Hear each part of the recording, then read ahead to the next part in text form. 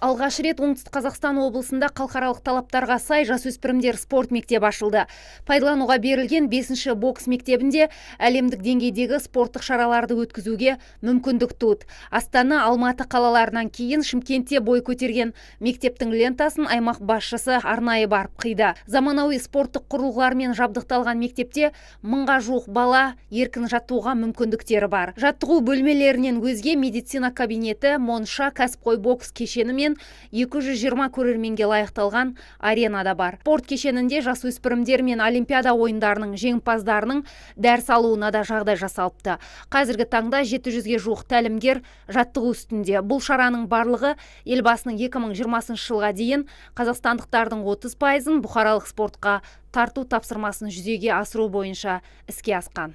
Біздің облысымызда өкінішке орай осы мектеп ең бірінші деп айта аламыз. Өз базасы бар. Сол себептен әлі де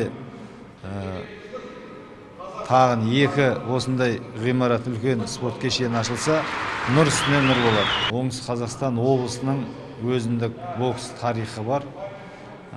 2 әлем чемпионы, олимпиада чемпиондары шыққан жер. Сол себептен жасөспірімдерге осындай зал өте қажет еді.